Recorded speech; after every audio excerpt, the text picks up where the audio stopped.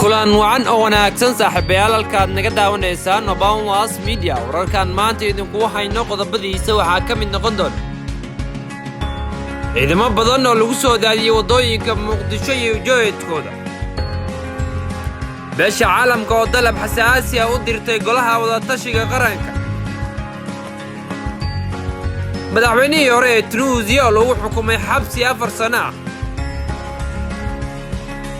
85 qof oo ku dhimatay markab ku burburay Madagascar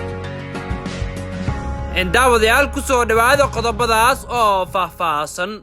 magaalada Muqdisho ee caasimadda Soomaaliya waxaa maanta laga dareemayay dhaqdhaqaaq ciidan oo xoog leh kadib markii askar fara badan lagu soo daadiyay wadooyinka muhiimka u ah ee caasimadda wararka kala duwan ayaa waxaa laga helayaa ujeedka ciidamada militariga ah ee lagu soo daadiyay gudaha magaalada Muqdisho iyadoo lagu arkay meelo badan oo ay ka mid tahay wadada dheer ee Maka al-Mukarrama dadka qaar ayaa hadal haya in dhaqdhaqaaqa ay bilaabeen ciidamada ay salka ku hayso xaaladda siyaasadeed ee ka soo korodhay dalka walow ee arrintaasi ka hadlin dowladda wararka qaar ayaa dhinaca kale sheegay in ujeedka ciidamada lagu soo daadiyay wadada dheer ee kilomitir 4 ay tahay in halkaasi uu booqanayo madaxweynaha Soomaaliya oo lagu soo waramayo inuu xariga ka jaray dib u dayactir lagu sameeyay xarunta wasaaradda beeraha sidaasi darteedna ciidanka loo geeyay halkaasi inay xaqiijiyaan ammaanka madaxweynaha ayna xiraan wadadaasi sidoo kale dadka shacabka ee degan magaalada Muqdisho ayaa aad u hadalaya dhaqdhaqaaqa ciidan oo ay maanta dareemayaan waxaana baraha bulshada lagu baahiyay sawirro laga soo qaaday ciidamadaasi oo wata gaadiidka gaashaaman ee dagaalka arintani ayaa ku soo aadaysa iyada oo wali ay cakiran tahay doorashada Soomaaliya waxaana xaaladda ay ka sii dartay markii uu ra'iisul wasaare Roble kala diray guddigii xalinta khilaafaadka si kastaba lama oga sida ay xaaladdu noqon doonto waxaana haatan Soomaaliya ka jiro xaalad adag oo kala guur ah isla markaana ka dhalatay muranka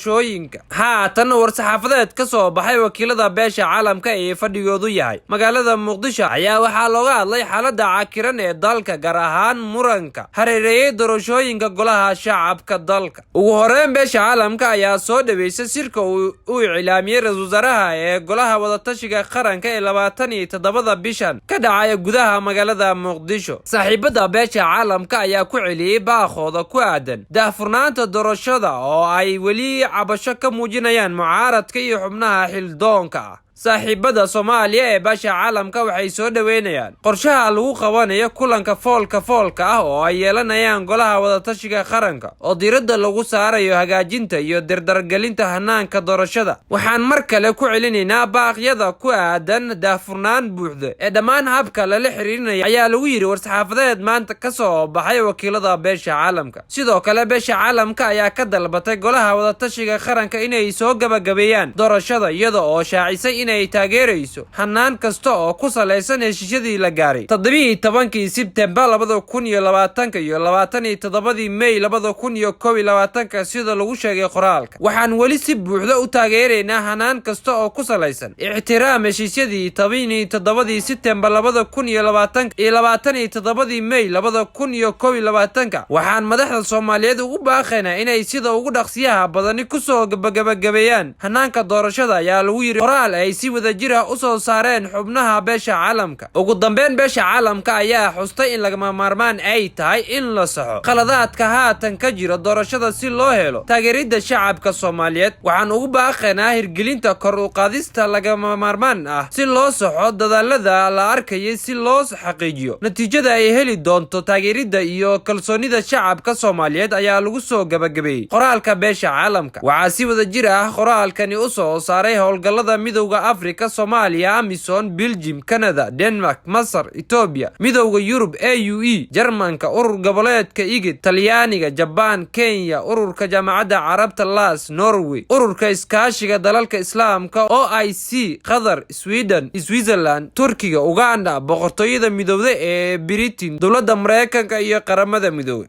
haatan maxkamad ku taala dalka Tunisia ayaa hogaamiyihii hore ee wadankaasi Mancaf Marzuki ku riday 4 sano oo xabsi ah amarkan ayaa la dul dhigay isagoo aanan ku sugnayn xarunta maxkamadda wakaalada wararka ee Tunisia ee TAB ayaa ku soo waramayso in masuurkii hore lagu soo ogay dacwad ah in uu sameeyay hagardaamo ka dhan ah amniga dalkaasi horaantii sanadkan ayay ahayd markii Marzuki oo degan magaalada Paris ee dalka Faransiiska uu dhaliil u jeediyay madaxweynaha haatan hogaamiye Tunisia ee Kais Saied oo uu sheegay inuu abaabulay inqilaab. wuxuu sidoo kale xilligaasi dowladda Faransiiska ugu baaqay inay joojiyaan taageerada ay siiso maamulkaasi. haatan waxaa sare u sii kacday tirada dadka ku dhintay markab toddobaadka gudihiisa ku burburay xeebta waddanka Madagascar. ilaa iyo haatan waxaa la xaqiijiyay dhimashada 85 qof sida laga soo xigtay saraakiisha mareeyaha biyaha dalkaasi. tani ayaa timid kadib markii la soo saaray 21 meydad dheeraadi ah. saraakiisha ayaa intaasi ku daray in markabka uu dhererkiisu yahay 12 mitir oo uu siday 138 qof kahor inta uunan isniintii biyaha ku quusin. ilaa haatan waxaa la soo badbaadiyay 50 qof. dadka dhintay waxaa ka mid ahaa 5 caruur ah. baaritaanada hordhaca ah ayaa muujinaya in markabkani oo aan la ansixinin inuu rakaab qaado ay ku timid in cilad farsamo oo dhanka matoorka ah. daawadayaal intaas ayaan ku soo afmeerayaa war wixii dalka iyo daafaha caalamkan idinkaga hanay. warkeena maanta waxaa idiin soo saaray oo idiin akhrinay anigoo ah Cabdinajiib Cabdullaahi Najiib Akheer. intaan wararkeena dambe dib ugu kulmi doonno waxaan idinkaga tagayaa sidaas iyo fi amaanillah.